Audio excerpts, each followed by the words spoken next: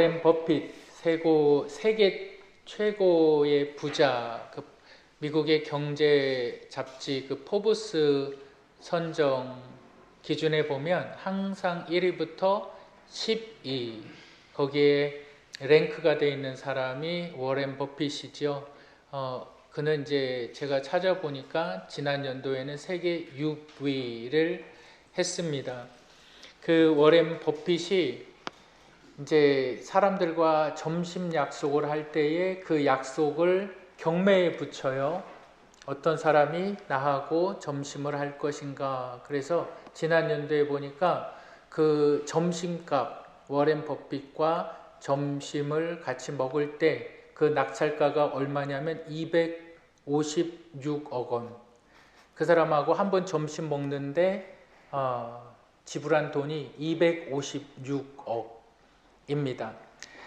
그가 플로리다 대학교 경영학 MBA 하는 경영학 학생들에게 이렇게 말했습니다. 한번 좀 보여주시겠어요? 잘 보이는지 모르겠는데 청년들 좀 잘 유심히 보시길 바랍니다. We look for three things when we hire people. We look for intelligence, we look for initiative or energy. We look for integrity. And if they don't have the latter, the first to kill you, because if you are going to get someone without integrity, you want them lazy and dumb. 이렇게 말하는 거예요. 해석을 하면 이렇죠. 워렌 버핏이라는 사람이 사람을 고용해야 될 때 세 가지를 살펴본다. 첫 번째는 지능이 있는지, 아니면 리더십, 선도력이 있는지, 열정이 있는지, 이게 두 번째고, 그 다음에 세 번째가 인티그리티가 있느냐. 그러니까 인티그리티가 없는데 지능이 있거나 어떠한 선도력을 갖고 있으면 그 있는 자들이 회사를 망치게 된다.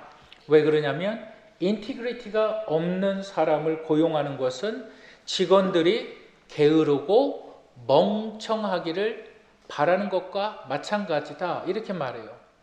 그래서 영어 사전에 보면 인티그리티라는 단어를 성실성이라고도 번역을 하고 진실성이라고도 번역을 하지만 그 번역은 맞는 번역이 좀 부족해요. 맞지가 않아요.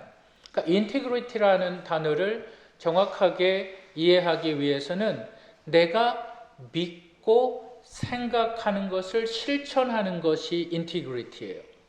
그러니까 내가 무엇을 믿어요.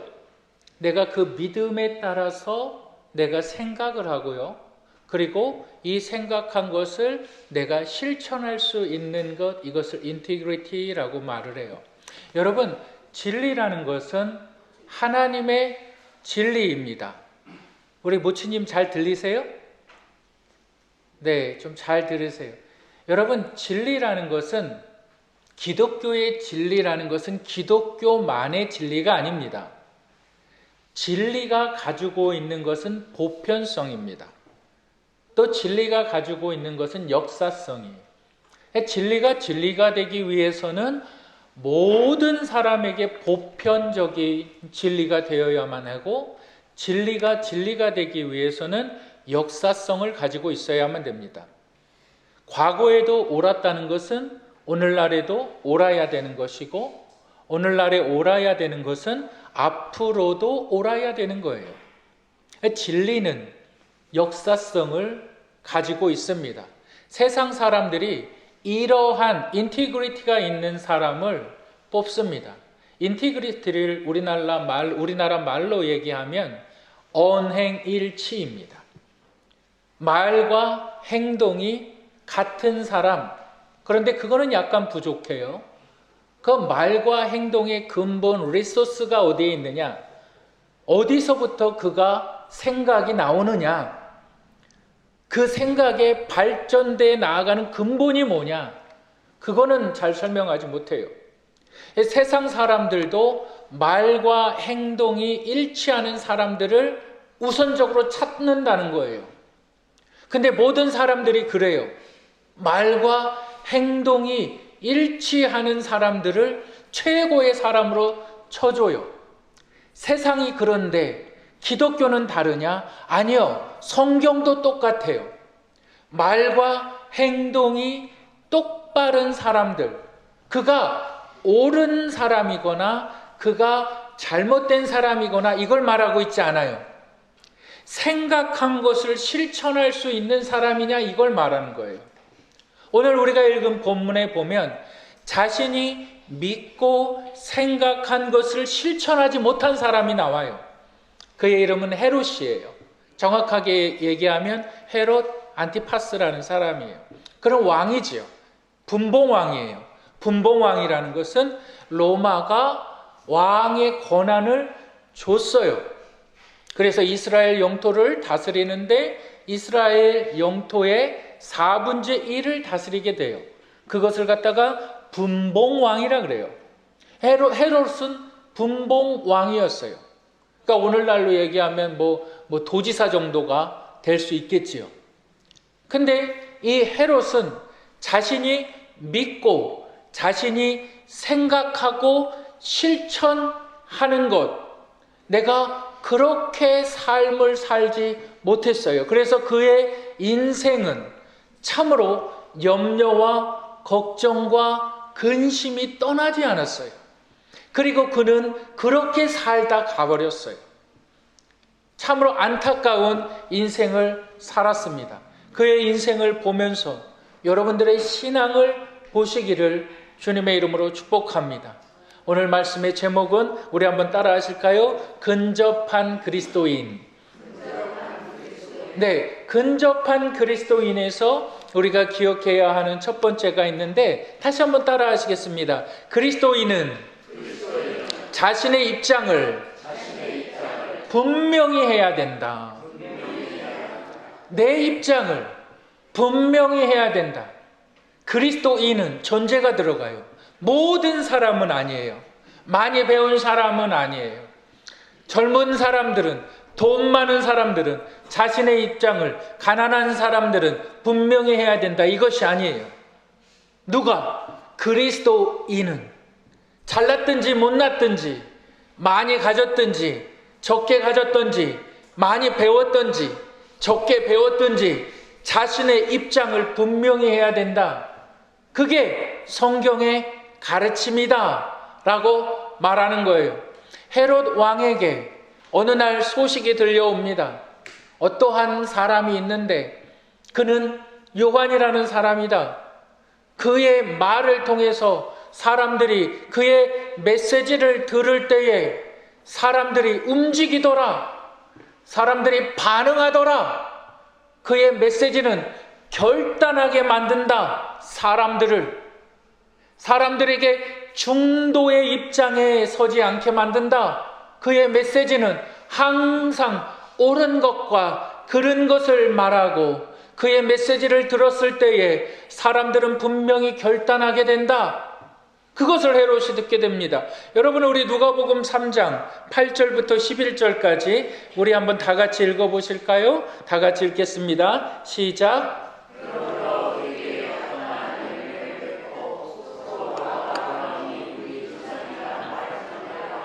내가 너희에게 이르노니 하나님이 능히 이 돌들로도 아브라함의 자손이 되게 하시리라. 이미 도끼가 나무 뿌리에 놓였으니 좋은 열매를 맺지 아니하는 나무마다 찍혀 불에 던지리라. 무리가 물어 이르되 그러면 우리가 무엇을 하리이까? 하나님의 말씀을 들었을 때에, 침례 요한의 메시지를 들었을 때에 나타난 사람들의 반응, 이 반응이 10절이죠. 무리가 물어 이르되 그러면 우리가 무엇을 하리까? 어떻게 하면 좋겠습니까? 여러분, 이것이 하나님의 말씀, 복음의 관점이고 복음의 특징입니다. 복음은 항상 우리 가운데 분명한 태도를 취해라. 네 입장을 분명히 해라. 이것을 말하고 있습니다. 침례 요한뿐만이 아니에요.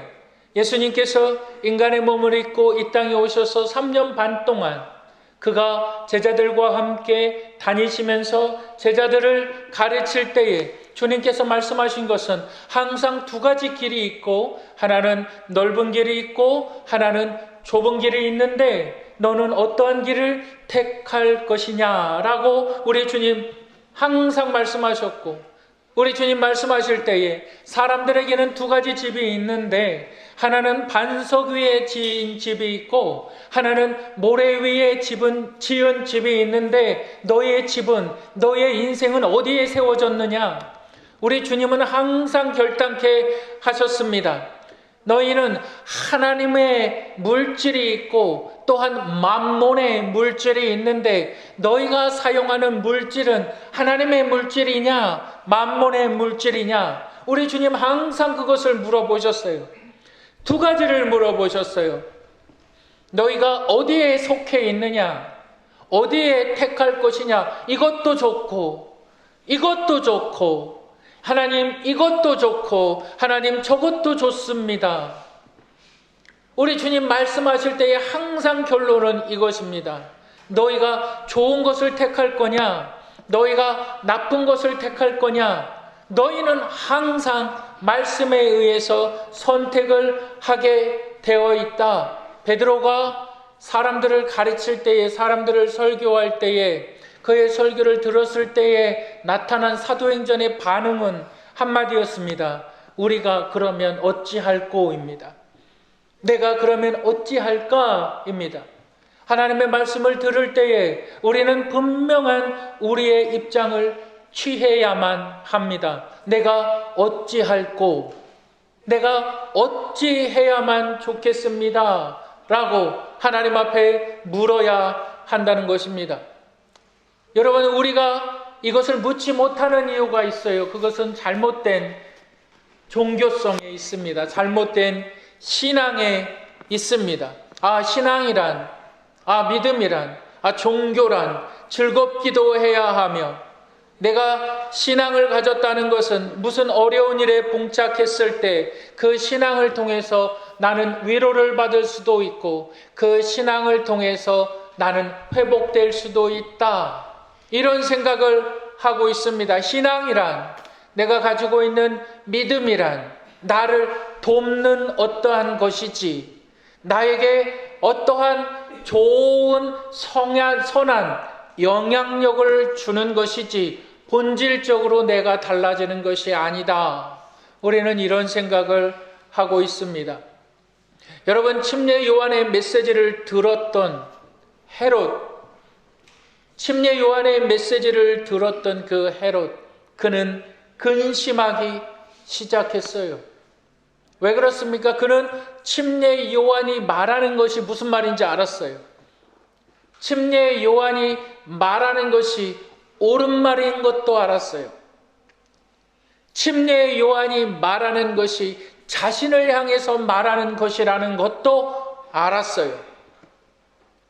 그 말씀을 통해서 그는 번민하기 시작했어요. 그 말씀이 그 자신의 머릿속에서 떠나가지 않는 거예요. 여러분, 우리 한번 마가복음 6장 20절 한번 다 같이 읽어보겠습니다. 마가복음 6장 20절 읽겠습니다. 시작.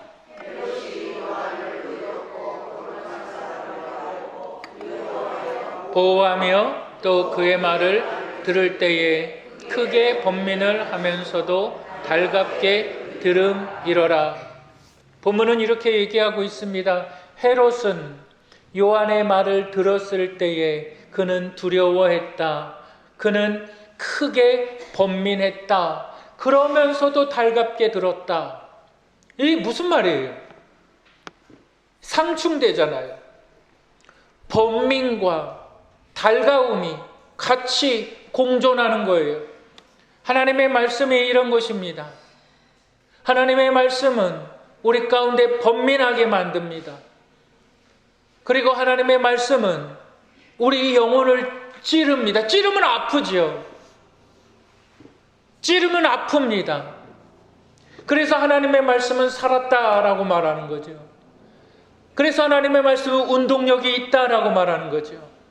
우리의 하나님의 말씀은 영과 혼과 및 관절과 골수를 찔러 쪼갠다라고 말하는 거죠. 왜? 병든 자가 있어요. 질병에 아픈 자가 있어요. 의사가 이야기를 하지요. 당신은 이것을 도려내야 합니다. 이 암세포를 도려내야만 살 수 있습니다. 놔두면 당신은 죽습니다 라는 말을 우리는 수없이 들어요. 우리의 영혼을 살리는 하나님의 말씀, 그 말씀은 나를 찌른다. 그런데 그 말씀이 나를 살린다. 나를 죽이는 말씀이 아니라 그 말씀은 나를 살리는 말이다. 여러분, 이것을 믿으시길 바랍니다. 근데 그는 번민했어요. 왜 번민했을까요? 그는 번민했어요. 그의 번민이 어떠한 행동을 가져오냐면 그를 보호하였더라. 이렇게 말하죠. 보호했다는 것은 뭐냐면 영어적인 표현으로 얘기하면은 그를 돌봤다라는 거예요. 그가 감옥에 있을 때 헤롯은 그의 지하의 감옥에 내려가서 그에게 먹을 것을 챙겨주고 그가 아픈 곳이 없는지 그에게 물을 갖다 주고 그를 잘 돌봤다라는 거예요. 왜 돌봤을까요? 그는 하나님의 사람인 것을 알았어요. 그는 자신에 대해서 심한 말을 하는 사람인 것인 것을 알았어요. 그런데 그를 돌봤다라고 말해요. 누구로부터 돌봐야 했기 때문에, 그의 아내 헤로디아로부터 돌봐야 됐기 때문에. 헤롯의 아내가 누굽니까? 헤로디아죠. 헤롯은 자신의 동생 빌립의 아내예요. 근데 그 헤로디아를 취합니다. 누가? 헤롯이요. 근데 그것이 잘못됐다라고 말하는 거예요. 옳지 않다. 그러니까 오히려 헤로디아가 그를 죽이려고 하는 거예요. 틈만 나면 자신의 남편 헤롯 왕에게 빨리 저놈을 죽이십시오. 저 더러운 말 좀 하지 못하게 빨리 저놈을 죽이십시오. 헤롯은 번민하는 거예요. 왜 번민할까요? 그가 옳은 사람이거든요. 그가 말하는 게 맞거든요. 아내는 죽이려고 하고요. 내가 생각하니까 그것이 맞아요. 그래서 번민하는 거예요. 참으로 안타깝습니다. 그가 옳다고 여겼던 것, 그가 확실하게 믿었던 것, 그는 이것이 다만 아내의 문제였을까요? 아니요. 그는 진정으로 아주 가까이 하나님께 근접한 그리스도인이었습니다. 결단만 하면 되는 자였어요. 아니다, 아내가 뭐라 그래도. 아니다, 그는 의로운 자다. 결단하면 되는 자였어요. 아주 가까이 하나님 앞에 나아갔어요. 왜 그럴까요? 하나님의 말씀을 들을 때에 그 양심이, 하나님의 말씀을 들을 때에 그 찔림이 있었거든요. 아주 가까이 하나님 앞에 나아갔던 자예요. 그런데 무엇이요? 이 사람의 결단을 막았을까요? 여러분, 우리는 어떨까요? 하나님의 말씀을 들을 때에, 이 말씀이 내 영혼을 찌릅니까? 하나님의 말씀을 들을 때에 내가 이 말씀으로 인하여서 내가 잘못됐구나, 이것을 깨닫습니까? 좋은 말씀입니다. 여러분, 설교라는 것은 과거로부터 오늘날까지 가장 위대한 도구입니다. 사람을 설득하고 사람의 힘을 모으는 가장 위대한 도구가 설교입니다. 이것을 그리스 철학자들은 수사학이라고도 얘기를 해요. 그래서 오늘날도 그래요. 누가 말을 어떻게 하느냐. 그래서 정치인들이나 이런 사람들 보면 항상 연설문을 작성해 주는 사람들이 있어요. 그 작성의 첫 번째가 뭔지 아십니까? 모든 사람들에게 있어서 내 작성의 첫 번째는 최소한 초등학교 교육을 받은 사람들, 말하는 것을 이해할 수 있는 사람들, 그리고 보편적으로 모든 사람들에게 적용이 되어질 수 있는 것들. 그래서 연설하는 것을 딱 들으면 그 사람의 말에 설득력이 있다 없다. 사람들은 거기서 움직이는 거예요. 사람들의 몸은, 사람들의 생각은. 하나님께서는 이 말씀을 통해서 과거로부터 선지자들에게 말씀하심으로 하나님의 뜻을 전하셨어요. 하나님의 뜻을 계속적으로 전하시다가 이제는 그 말씀의 본체이신 예수님께서 말씀이 육신이 되어 우리 가운데 거하심에 우리가 그 영광을 보니 아버지 독생자의 영광이요 하나님의 아들이 현현하셨다. 하나님의 아들이 나타나셨다. 우리의 눈에 보여지게 되었다. 그의 말을 우리가 들을 수 있게 되었고 그의 생각을 우리가 공유할 수 있게 되었다. 아버지의 영광이요 은혜와 진리가 충만하더라. 그 안에 하나님께서 말씀하시는 구원의 메시지가 있다. 그 메시지를 들은 자들은 반드시 결단해야만 한다. 근데 사람들이 왜 결단하지 못할까요? 왜 헤롯은 결단하지 못했을까요? 왜 여러분들은 결단하지 못할까요? 여러분, 그 이유를 성경은 이렇게 이야기하고 있습니다. 우리 한번 따라 하실까요? 환경의 노예로 살기 때문에, 환경의 노예로 살기 때문에 결단하지 못한다. 반드시 기억하시길 바랍니다. 여러분들이 결단하지 못하는 것은 환경의 노예이기 때문에. 여러분, 헤롯이 자신이 처한 환경으로 인해서 그는 결단하지 못합니다. 왜 결단하지 못할까요? 그가 처한 환경은 어땠을까요? 어느 날 헤롯이 잔치를 엽니다. 자기 생일을 맞아서 왕의 잔치니까 얼마나 많은 사람들이 초청을 받아서 왔을까요? 여러분, 잔치에는 뭐가 있어야 될까요? 우리나라 사람들이 제일 잘하는 거 뭐가 있어야 되죠? 예? 국수? 잔치에는 뭐가 있어야 될까요? 음식이 있어야 되고 또 뭐가 있어야 될까요? 흥이 있어야 되죠. 흥. 우리나라가 그렇게 음주, 가무에 능하다 그러지요. 그런데 모든 사람들의 잔치에는 이 흥이 빠지면 안 돼요. 헤롯 왕의 잔치에 흥을 아주 잘 만들어주는 자가 있었어요. 그가 누굴까요? 바로 헤로디아, 그의 딸, 헤로드 왕의 딸. 그의 딸이 막 이제 아버지의 생일을 맞아서 막 공연을 합니다. 그 공연하는 것에 있어서 이제 이 헤롯이 마음이 너무 흡족한 거예요. 막 사람들이 박수를 칩니다. 어쩜 그렇게 딸이 춤을 잘 춥니까? 어쩜 그렇게 딸이 노래를 잘합니까? 이야, 헤로당 당신은 정말 좋겠습니다. 그 말을 계속 들으니까 헤롯이 어떻게 됩니까? 어깨가 막 올라가죠. 막 올라가요. 야, 내 딸이 나를 위해서 이렇게 노래하고 이렇게 춤추는구나. 사람들이 그것을 보고서 나를 칭찬하는구나. 어쩜 저렇게 딸을 잘 두셨습니까? 어쩜 저렇게 딸이 춤을 잘 춥니까? 그래서 헤롯이 기분이 업됐어요. 그래서 오버액션 합니다.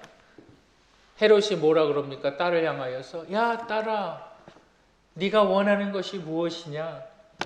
네가 원하는 것이 뭐든지 내가 그것을 다 들어주는데 네가 나라의 절반이라도 달라 그러면 내가 너를 위해서 나라의 절반이라도 내가 주겠다, 이런 말을 하죠.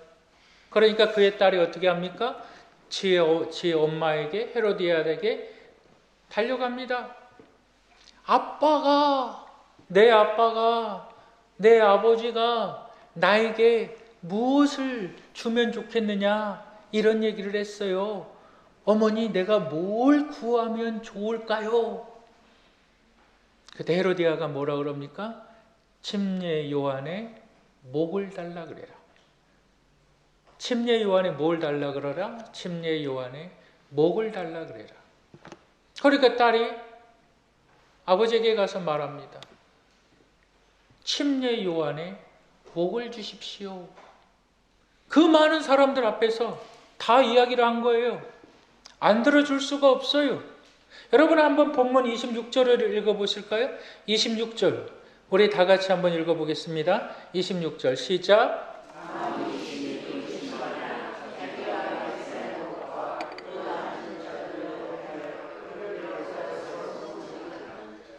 뭐가 문제였다는 거예요? 자기가 맹세한 것과 그 앉은 자들로 인하여 그를 거절할 수 없더라. 내가 예수 그리스도를 믿을 때, 내가 하나님의 은혜를 경험해서 내가 예수 그리스도를 믿을 때 나는 주의 뜻대로 살기로 합니다. 나는 하나님의 뜻을 온전히 실천하면서 살아가겠습니다 라고 우리가 결심을 하고 생각을 하지만 웬걸요? 내 집에 가면 내 어머니는 믿지 않는데요? 내 아버지는 믿지 않는데요? 맨날 아버지는 술 취해서 들어오는데요? 그 가운데에서 내 믿음이 살아날 수 있을까요? 물론 살아날 수 있어요. 엄청난 박해 가운데. 네 꼬라지를 보고 믿음을 지켜라. 엄청난 박해 가운데 살아나던가 아니면 근접해 갔지만 거기서 또 잃어버리는 거예요. 내가 하나님의 은혜를 받고서 하나님의 말씀을 듣고서 찔림이 있어요. 내가 이제 하나님의 말씀대로 살아야지라고 결심을 했어요. 근데 직장에 갔어요. 직장에 갔는데 나와 같은 사람이 없어요. 나와 같은 사람이 없어요. 거기서 내 믿음을 지키기가 쉬울까요? 내 믿음을 지키는 것이, 아니 내 아내라고 생각해 보세요. 내 남편이라고 생각해 보세요. 내가 하나님의 은혜를 경험하고 내가 하나님 앞에 기도하는 사람, 하나님 앞에 예배하는 사람인데 내 남편이 믿지 않는 사람이에요. 내 아내가 믿지 않는 사람이에요. 그 가정이 가정될 수 있다고 생각하십니까? 전쟁이 되는 거예요. 그때부터 영적 싸움이 시작되는 거예요.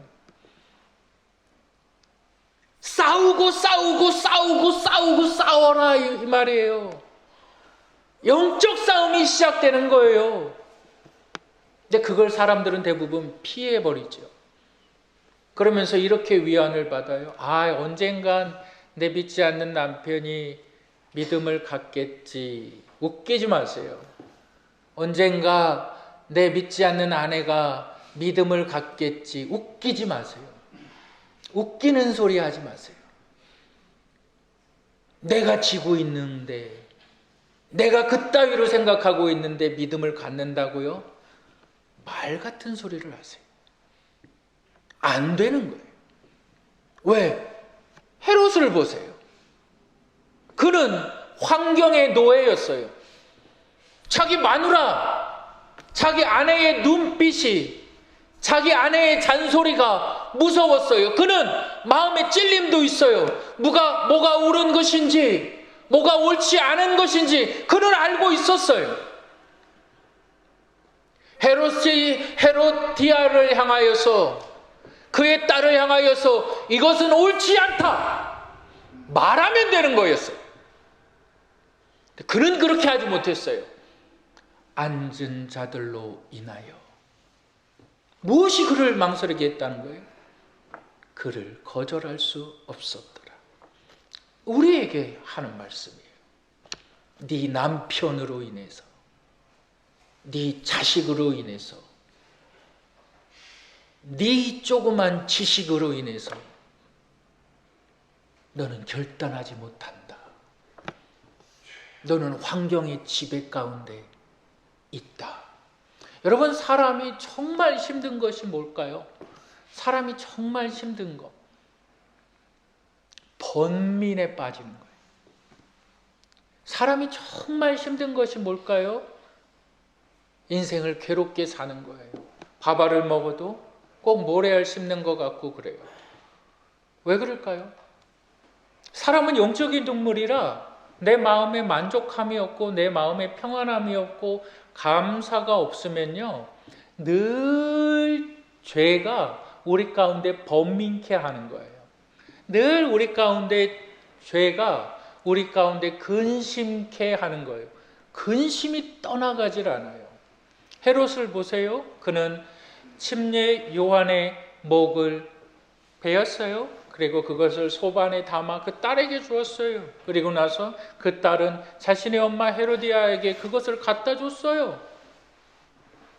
그의 인생은 어떻게 됐을까요? 그의 후에는 그의 인생을 어떻게 만들어 나갔을까요? 비참하게. 뭘 먹어도 먹는 것 같지가 않은 거죠. 왜? 그는 이미 마음에 찔림이 있었던 사람이거든요. 뭐가 옳은 것인지 옳지 않은 것인지 알던 자였거든요. 근데 자기가 엄청난 죄악을 저질렀을 때 그 번민이 떠나갔을까요? 여러분, 유다 아시잖아요? 가룟 유다? 똑같은 이유지요? 그 어떻게 했습니까? 예수를 은 30전에 팔아버리잖아요. 근데 예수를 팔아버린 유다가 어떻게 됐습니까? 뱉어도 죽었더라 그거 아니에요. 자살했더라. 뭐가 그를 자살하게 만들어요? 번민이, 고민이. 여러분, 죄는 항상 우리 가운데 번민을 가져와요. 근심을 가져와요. 그런데 하나님께서 주시는 평강이라는 것은 죄를 깨뜨릴 때 오는 거예요. 하나님께서 주시는 평강이라는 것은 내 안에 죄라는 것이 깨질 때 오는 거예요. 그러니까 우리가 환경의 지배를 받을 때마다 하나님께서는 우리에게 완전함을 구하지 않거든요. 요구하지 않으시거든요. 하나님께서 우리에게 요구하시는 것은 너의 의지. 그럼 나의 의지가 10% 하나님, 내가 또 죄를 졌습니다. 하나님, 내가 하나님을 예배하지 못했습니다. 하나님께서 나에게 요구하는 것을 내가 하나님의 뜻을 알면서도 내가 그것을 행하지 못했습니다. 하나님 회개합니다. 다시 한번 하나님께 나아갑니다. 내 의지가 10%라면, 아니 5이라 그러면 그 95%는 성령께서 도우시는 거예요. 우리가 마땅히 빌 바를 알지 못하나 성령이 말할 수 없는 탄식으로 우리를 위하여 친히 간구하시느니라. 하나님 그것을 보시는 거예요. 근데 마귀 새끼는, 사탄 마귀는 지레 겁먹게 만들어요. 지레 겁먹어서 말도 못 꺼내게, 내 남편에게 말도 못 꺼내게, 내 아내에게 말도 못 꺼내게, 내 직장, 내 동료들에게, 내 친구들에게 말도 못 꺼내게 만들어버려요. 지레 겁먹게 만들어버려요. 그래서 결단하지 못하게 만들어요. 왜 그렇습니까? 사탄은 그것을 알기 때문에. 그런데 하나님의 말씀은 언제나 우리 가운데 결단하게 하신다. 그리고 그 결단 가운데 살아가게 하신다. 헤롯은 결단하지 못했어요. 그에게는 기호적인 죄가 있었어요. 기호적이라는 것이 뭘까요? 헤롯은 그의 삶이 온통 죄악 덩어리가 아니었어요. 그는 술을 안 먹었을 수도 있었을 거예요. 그는 정말 정치를 사람들을 위해서 잘 했을 수도 있었어요. 그에게 기호적인 죄가 뭐였냐? 그의 아내 헤로디아였어요. 그것이 옳지 않다라는 것을 침례 요한으로부터 들었을 때에 그것이 그의 기호적인 죄였어요. 우리가 모든 상황 가운데 100% 죄를 짓지 않아요. 때로는 내 자녀를 잘 돌보기도 해요. 내 가정을 잘 돌보기도 해요. 잘하는 부분들이 분명히 있어요. 그러나 어느 순간 어떠한 상황에서 누구를 대할 때 반드시 나타나는 죄악들이 있어요. 그것들로 무너진다는 거예요.